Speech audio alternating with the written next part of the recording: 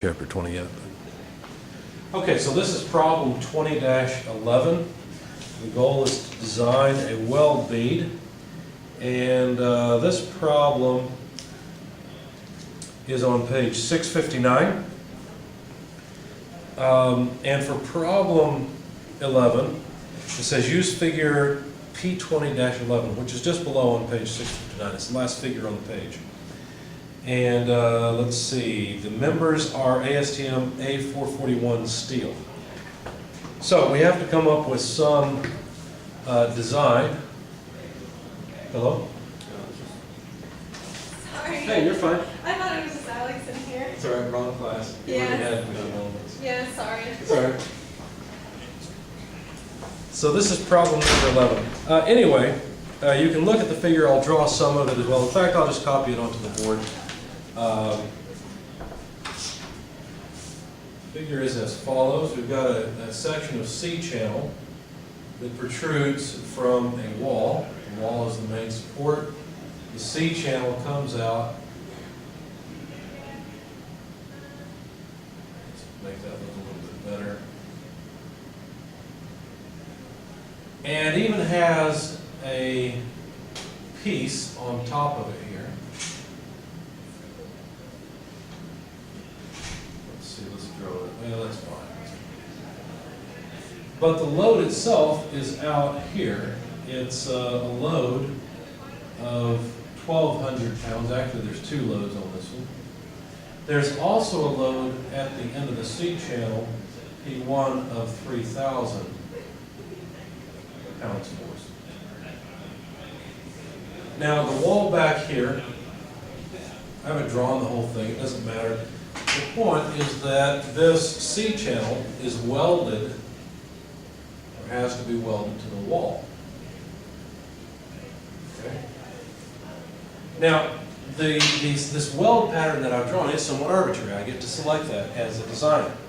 But it's the one that makes a lot of sense. So I'm going to select this weld pattern. And here's some geometric dimensions. It's 21.5 inches out. The width of the C channel is 9 inches.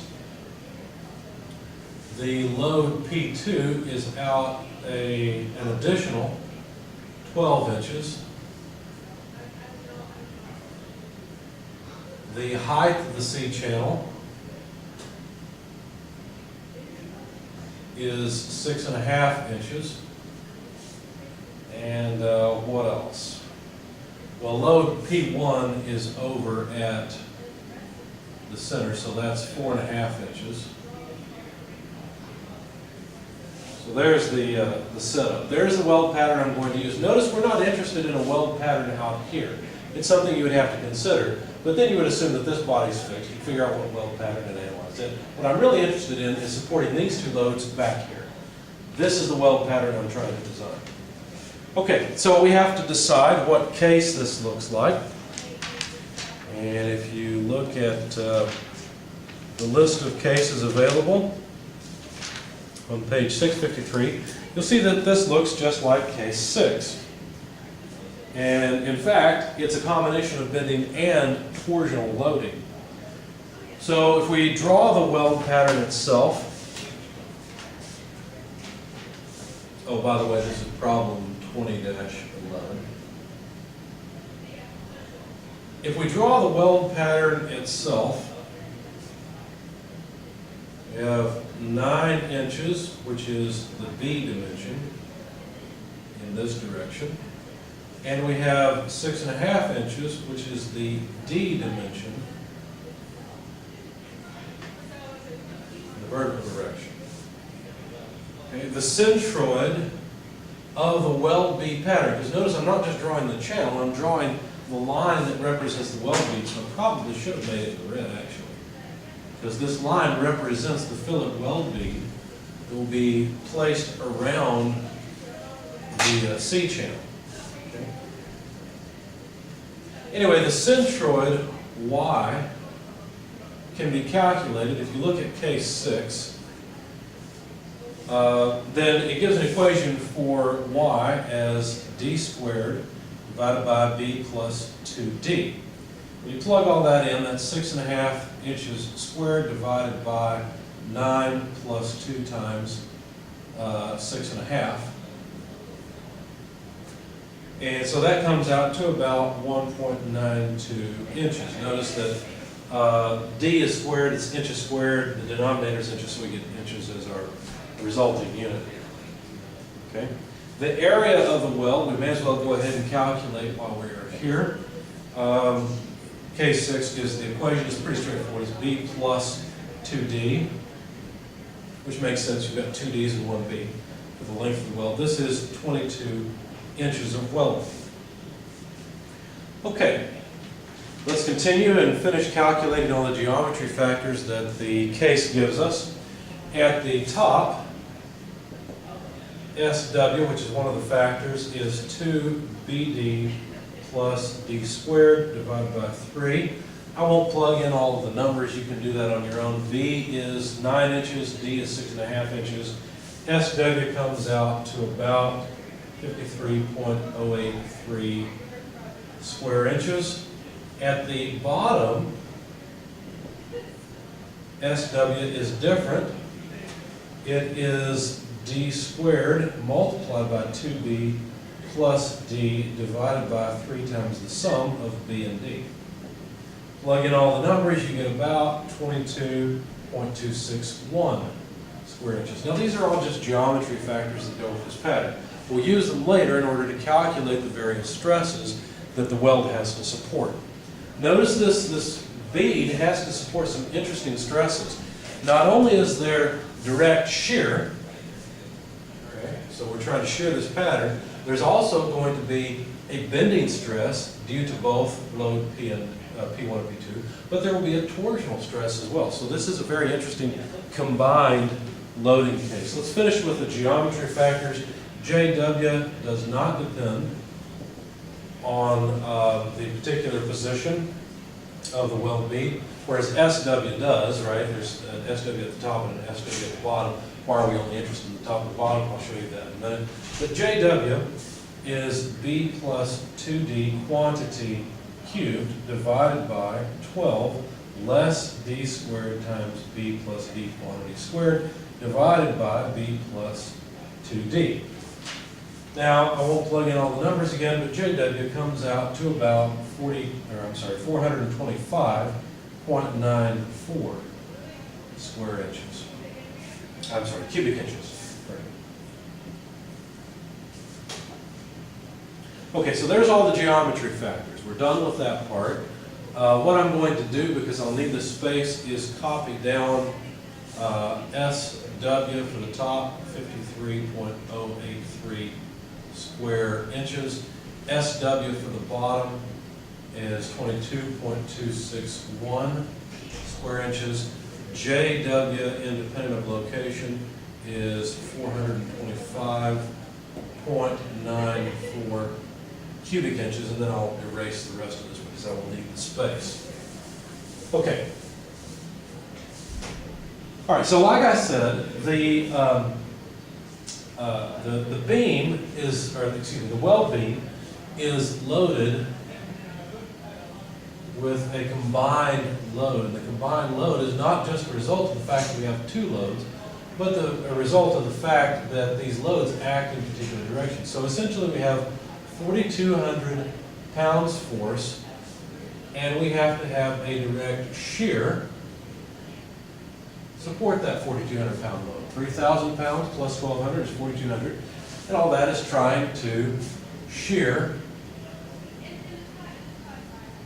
the channel from the wall face. On the other hand, or further, there's a bending load. If I draw this again,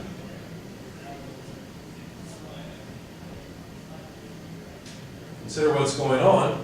Because there is this 21.5 inch moment arm,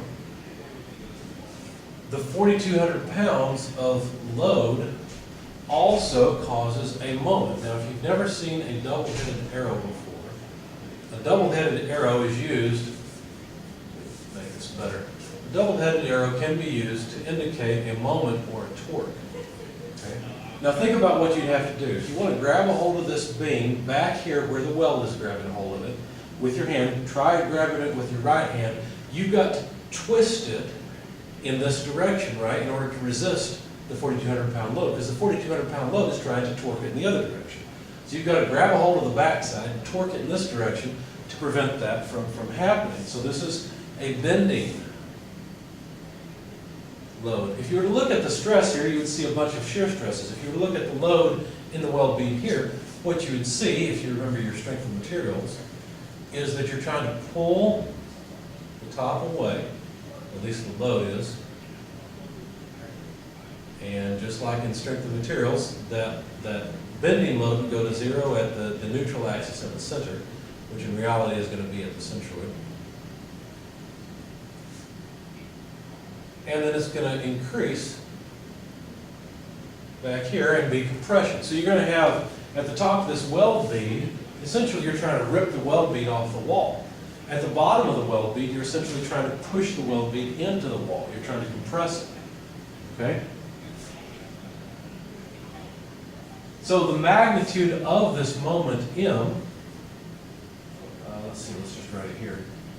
M would be 4,200 multiplied by 21.5. Now this is pounds and this is inches. I'm running out of space, so I didn't write it. But that's 90,300 inch-pound force. Let me move this a little bit. Okay? And of course, this is inches. So a 90,300 inch-pound moment is being applied to the back, or at least that's what the weld has to apply. So ultimately, that's applied to the weld as well. But there's also a torsion load. Because there's one more load, or one more way that these loads affect the beam. Essentially, there's 1,200 pounds out here at the end of this stick, or whatever it is, trying to torque the beam. So this is a torsion load. Now that torsion load acts from the centroid out to the load at a distance of 16.5 inches. So the magnitude of the torque, which if you think about it, once again we could use a double-headed arrow to indicate the torque T, because you'd have to twist it this way to prevent this 1,200 pound load from twisting it this way. This torque would be 1,200 multiplied by 16.5, so 1,200 pounds times 16.5 inches, which is 19,800 inch-pounds force. So those are the three loads that are being applied to the weld. All right, so let's deal with each one in turn. For the shear, the force due to shear would be equal to V over AW. Once again, this is equation, let's see, direct vertical shear. This is equation 20-5. And so this is 4,200 pounds force over the area of the weld, which is 22 inches. And that comes out to 191 pounds force per inch. What direction does that act? Well, if you look at the weld bead, it's just vertical, right? It's just directly up. Okay. How about the bending section? Well, for the bending section, you need to take the moment and divide it by SW. So it's going to depend on whether you're looking at the top or the bottom as to what the shear is, or excuse me, the force, the bending force. So we have to consider the top and the bottom. So for the top, we have the moment divided by SW top, which is 90,300 pounds force per inch divided by SW top. But SW top is 53.083 square inches. So this is about 1,701 pounds force per inch. Okay, so at the top, that's going into the page. At the bottom, same equation, 90,300 pounds force per inch divided by SW bottom. And SW bottom is 22.261 square inches. So that comes out to about 4,300 56 pound force per inch. That's out of the page, that's here at the bottom. Now, which one is critical? Well, there's two ways of looking at this. First of all, the bottom is critical because the load is larger at the bottom. But the other way of looking at this is that at the bottom, you've just got a small portion of weld taking that load. At the top, the entire length up here takes this load. Okay? Now, that's already taken into account, though, by this SW at the top and the bottom. Okay? That's one of the reasons this load comes out so high. You know, I'm running out of space, so I'll have to work with torsion over here.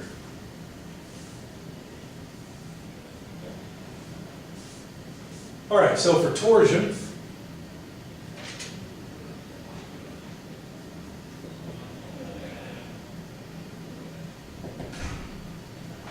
the equation is F is T times C over JW. Okay? And if I draw the weld profile, essentially what's happening is about this centroid, there's a shear force at each point perpendicular to the line of action from the centroid. So despite my drawing, these are supposed to be right angles. And even down at the foot of this weld bead, the shear due to torsion is at right angles to the line of the centroid. Okay? Are you in class right now, or is? No, it's okay. Okay. What schedule is? We'll start at 11. Okay. Okay.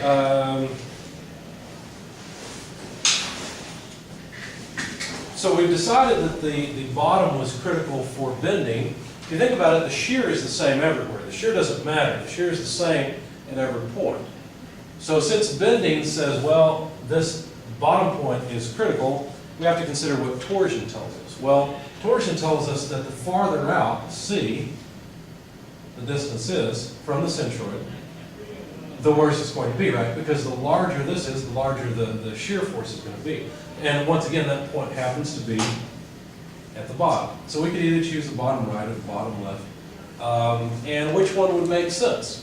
Well, wherever the shear adds the most. Now notice that at the right side, the vertical shear is in the upward direction. At the left side, it's in the upward direction. So the left side actually has less of a problem than the right side because the vertical shear cancels a little bit of this torsion. So the one that we're interested in, the side that we're really that's really critical, is the right-hand side over here, and that's the only point we actually have to analyze.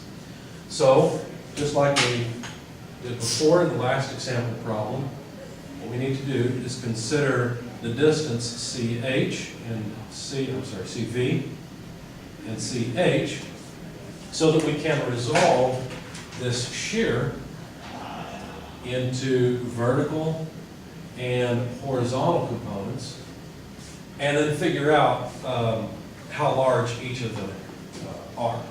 Okay, so we need to come up with FH and FV.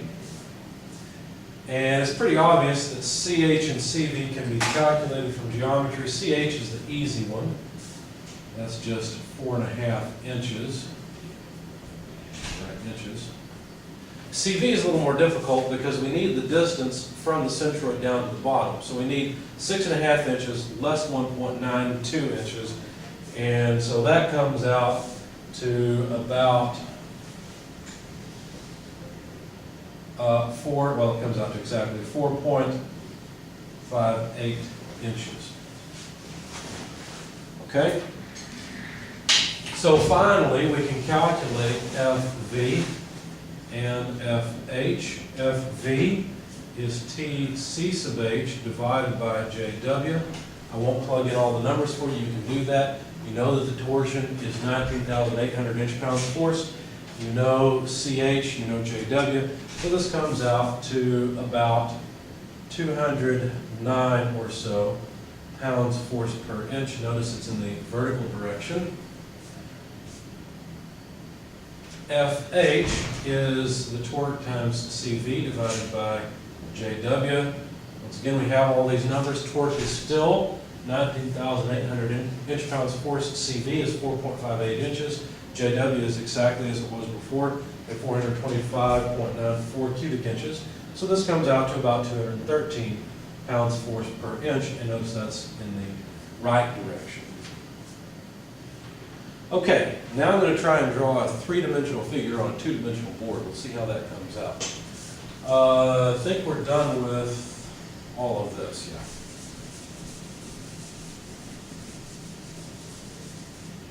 All right, so let me set up a coordinate system to make this clear.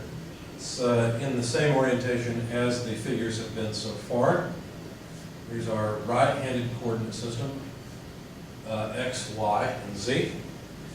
And what we need to do is somehow add all of these loads. We've got three loads, shear, bending, and torsion, and we're interested in summing all of them at this lower right-hand corner. So how do we do that? Well, let me sketch each one, and I'll try to use some human factors here by using colors. FV and FH I will combine in green. Let me start though with FS, the shear force. And for the shear, I guess I'll use red, so let's do this, FS. Okay, so FS is upward, right? So no problem. There's FS. Let me be consistent and use lowercase letters. It's in the Y direction.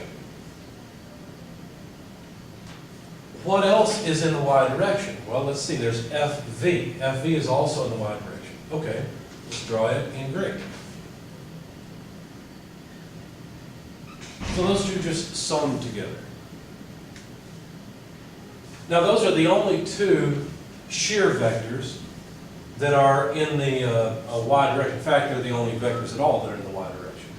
Notice the bending vectors are in the Z direction, and the horizontal component from torsion is in the X direction. So let's add it next.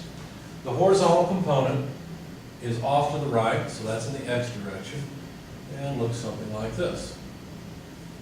Okay, now I've drawn these different sizes. I'm sorry, they're the same size, or pretty close to it, 209 versus 213. But there's one more to be considered. Now we decided that the bottom right corner, which is back here and you can't see it, we had some dotted lines. That bottom right hand corner would be the critical point. At that point, notice that bending is acting outward. It's acting in the positive Z direction. So let's sketch it. And this is the bending force, so this is F bottom. And what do I really want? Well, these are all of the loads. There are 1, 2, 3, 4 loads applied at the bottom right corner of the channel. Those loads add together into a resultant, and it's this resultant that I want. Now, unfortunately, you can't see this properly because I've got a two-dimensional board here, but hopefully you get the idea. Y direction, X direction, Z direction all add together so that the resultant, F total or FR, can be calculated as a vector sum. It's the square root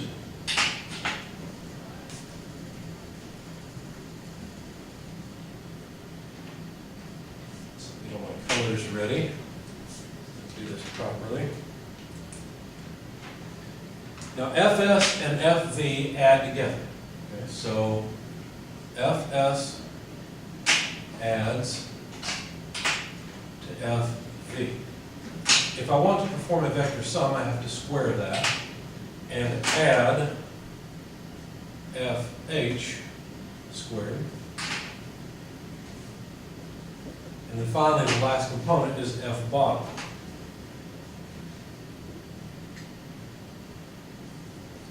Okay. Now you got the numerical values for all of these. Let's see. And so you can do the math and plug it into your calculator. I'll just show you the result. It's about 4,081 pounds force per inch. Okay. Now, I will choose an E70 rod, just because last time I chose an E60 rod. And since this is a building type structure, an E70 rod for shear stress can take, for allowable force per inch of leg can take 11,200 pounds per inch. Okay. So the Weld bead leg size is 4,081 pounds force per inch. That's the actual load being applied, divided by what's allowable, which is 11,1200 pounds force per inch. And as I've said before, I like to say per inch, because it's per inch of fillet bead length, and it's really this inch that goes with the width of the fillet bead. This is 0.364 or so inches. And now you can't tell a welder to put down a bead where the side of the fillet is 0.364 inches. He'll laugh at you, he or she will laugh at you, right? Because 1/1000th of an inch in welding is ridiculous. Okay? So what do? Well, you specify a weld bead of 1/2 inch. Close enough. Okay? All right.